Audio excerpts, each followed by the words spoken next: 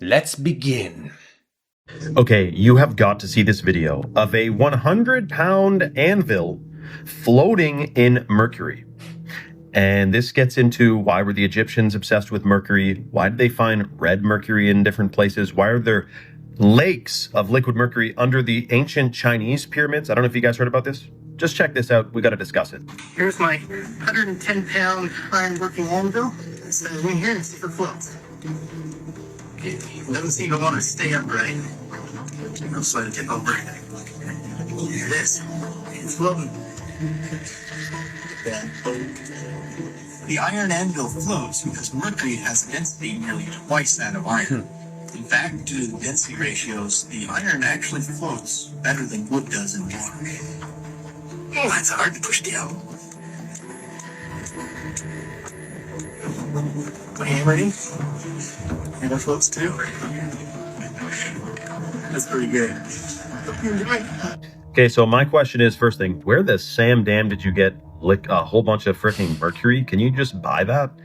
Because this could be experimented with. You know, the other thing that's interesting is when I'm talking about red mercury, it's a mythical substance. Like, there's not a lot of information on it. It's actually considered to be a myth. However, there's like ancient articles and whatnot talking about red mercury and how it has these strange properties where it could heat places with no, smoke. And this is what these ancient Tartarian buildings were said to be heated with, was red mercury. It had to do with the ether and collecting free energy with those spires on tops of all the buildings. And I'm not joking, by the way, about the Chinese pyramid, or Chinese, it was where they found those hundreds of terracotta men, the terracotta army of men that was buried underground. The major temple next to that insane historical site has a compartment underneath it of a lake of liquid mercury. Either they built the thing on top of that, or they brought that in for some reason. There may be properties to these elements which we are not told, but I can tell you they know all about, probably in the Vatican archives. I would love to learn the real history behind these things. You know what they do with their smartest people? Cancel, cancel, cancel, dopamine block, dopamine block, dopamine block. They get the ideas from you. They get the design. They get the prototype that works the first time you turn it on. And then they cancel it and they take it a level deeper. Because the fact is, it's a waste of your time. If you're a problem solver, if you solve impossible problems, it's a waste of your time to optimize a problem you've already solved for application. So what they do, you solve the impossible problem, and then they cancel it in the white world. They move it a level deeper. A level deeper, they optimize it for the secret application, and they give you a new problem. And then they cancel it. And then they give you a new problem, and then they cancel it. And a new problem, and they cancel it. And they psychologically abuse you into seeking the dopamine of the satisfaction of reward. And they use you as an idea factory.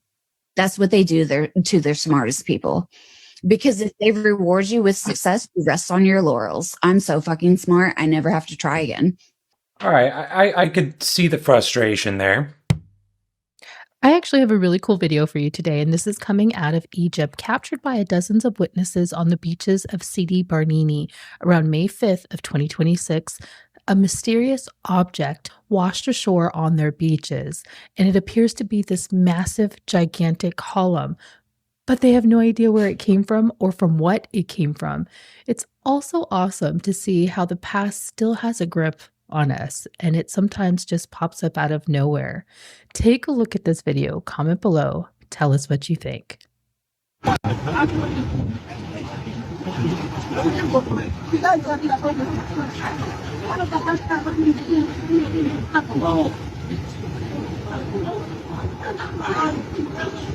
Looks like it washed ashore from an underwater civilization, eh?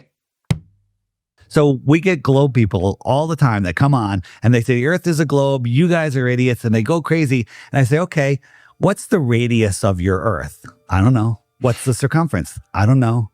How fast is it spinning at the equator? How far is it from the sun? How did they figure that out? How big is the sun? I don't know. And I'm like, and you want to debate me on the shape of the earth? You know how I became a flat earther? I learned the heliocentric globe model. And I saw how ridiculous it was. Like we all did in school. Yeah. No. They didn't teach you. They didn't teach you the true model. They said, okay, we're going around the sun, we're spinning, but they never talked about the speeds. They never talked about how the Earth travels 4.5 billion miles a year, never to return to where it was before for billions of years, and none of the stars ever changed. They don't talk about parallax. They don't talk about the angular resolution limits of our eyes. They don't talk about, hey, across Lake Michigan, I can see Chicago 57 miles away. It's like they're really ramping up how much they're testing being able to just do whatever they want, and we accept it. So it does seem like they're testing the boundaries for that right now. I had offers to sell my soul for riches in the art world. So I crafted my art to such a degree that I was approached by the upper echelon of the art world, and I had 3 offers to sell my soul, which of course I didn't do. When you say sell your soul, what does that look like in the art world? Well, in the art world, what it looked like for me is that, I was invited to this party, and I got a phone call before I went to the party by someone who's in that echelon of the art world. And he said, you're going to be offered this offer tonight. Just accept it. It might, it might not be what you would normally do, but just accept it. And I was like, okay, and not like, okay, I'll do it, but like, okay, I hear you. Mm-hmm. And I went to the party, and it was the first offer was to have sex with a gay dude. And, yeah. And I mean, I'm not gay, but if I was, I wouldn't care, my mom asked me one time, do you think you're gay? I'm like, you would know it if I was gay. If I would be like a flaming homosexual, because I don't care what any of you people think. Yeah. But I just know I'm not gay. And I just don't like messing with crazy women. And for years of my life, that's all I came in contact with. I didn't, so I just stayed celibate. And she thought, well, maybe he's gay. And it's like, no. So so that was my first offer. The second offer was to have sex with a transvestite, very similar situation that happened a couple of nights later. Go to the party. I know you turned down the offer, but just go to this party. There's going to be another offer to be made. I turned down the second offer.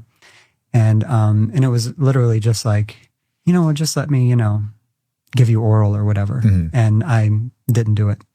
And then the third offer was from the guy in the echelon of the community. He said, well, you just tell us that we can kill your best friend. Holy shit. And you don't have to do it. You don't have to do anything. You just give us the okay, and money will never be a problem in your life. And, wow. And I turned it down. So, I was very much a pioneer in my art, and I've still not seen anybody replicate what I did. We'll throw up some images of your artwork. I didn't know you were doing this. Yeah, I don't even know if I have any online or anything. Really? You kind of hid it from the... Yeah, I mean, I was sort of... I didn't really hide it. I just walked away from all of my old social media and forgot all my passwords to my old Facebook and stuff like that. Got it. And because when I researched you, none of that came up. Yeah. I just moved on to another life. I don't doubt that stuff really happened, but something seemed off about that guy that I just don't quite trust. I think I figured out why they didn't revive the show. You're going from that? This part right here.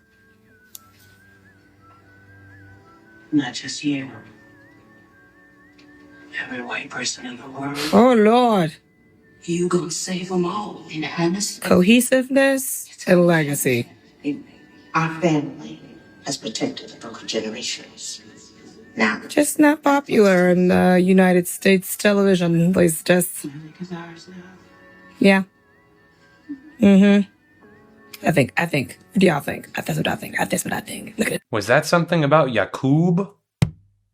There is a very dark secret for why crows are illegal to own as pets, and I'm going to break it all down for you. And make sure you watch to the end because this is mind-blowing. Now, a lot of people think that crows are illegal to own because they can be trained to steal money from people, but the real reason is much deeper than this. Now, crows can actually analyze and remember specific human faces. And not only this, but they can actually pass this information onto their offspring and their friends. So if you do good things to a crow, like give it food, it will remember your face, and it will pass pass that information on to its friends and its offspring, letting them know that you are an ally. Think about how crazy that is. Human beings do not possess that capability. Now, the same thing works on the flip side. If you harm a crow, it will hold a grudge for over 7 years, and it will tell all its friends and its offspring that you are a coward. Now, think about this. Because crows can differentiate between friend and foe, enemy and ally, what if they can pass that information on to us? What if they can tell us who our enemies are and who our friends are? Something that the system and the controllers of this world definitely wouldn't want, hey?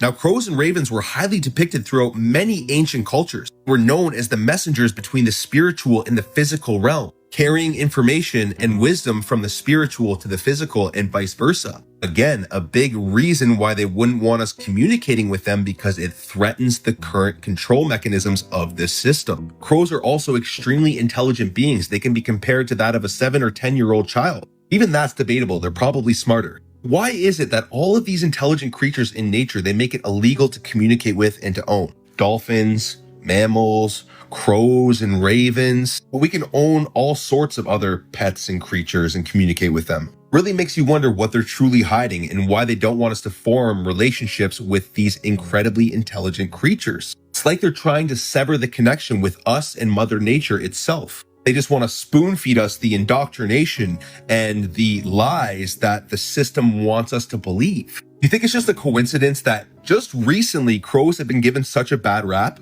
They've been associated with death and negative omens. In fact, the Catholic Church played a major role in shaping cultural beliefs around crows and ravens. It equated them with demons, witches, and the devil. Also associated with death, witchcraft, and evil omens. It's interesting because cultures like the Celtics, the Norse, native traditions referred to crows as sacred, as wise, and divine messengers. Now, as most of you guys know, I am an incredibly spiritual person, and I have had incredible experiences with these creatures. I know for a fact that they're tapped into the spiritual realm, which would be a massive threat to the church if people started to figure this out. Because the church isn't about spirituality, it's about externalizing everything. Spirituality is internal, and the real truth to everything is found within ourselves. Peace and love. I wasn't even aware it was illegal to own a crow, but it seems like there's a lot about crows I'm unaware of.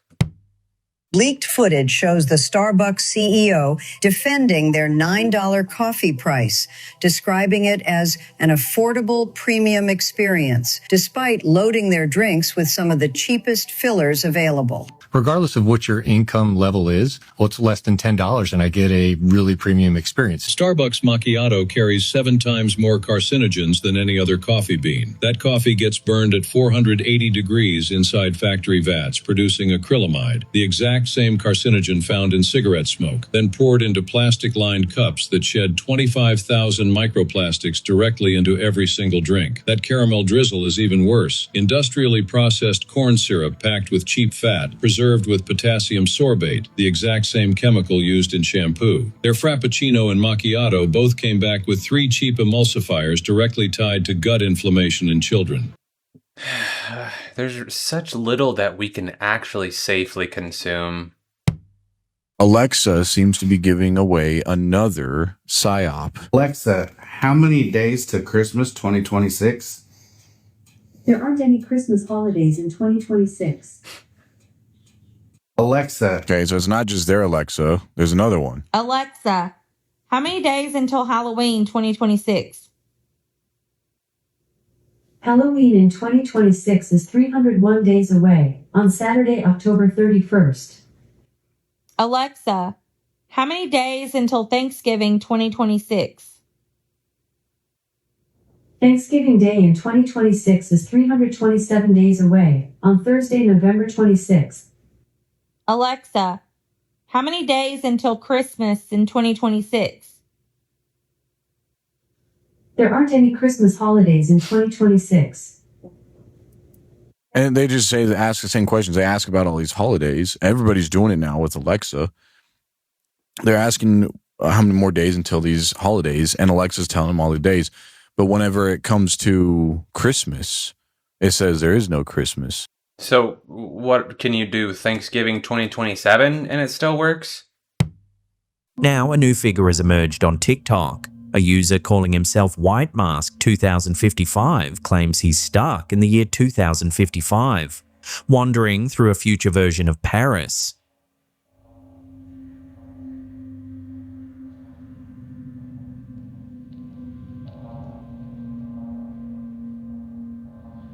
His videos show an eerie sight: famous Parisian streets completely empty, no pedestrians, no traffic, no signs of life. He rides along highways that should be packed, but aren't. Before AI, something like that would have been absolutely trippy to see. Look, that's our ship!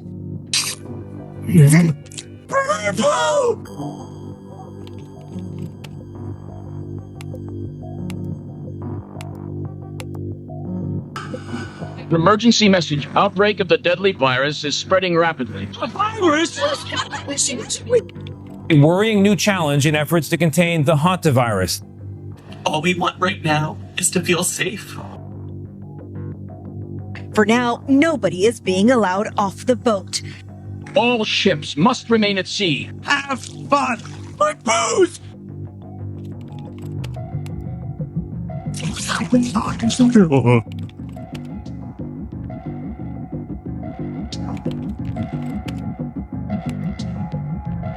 It's the same disease that killed Betsy Arakawa, the wife of late actor Gene Hackman.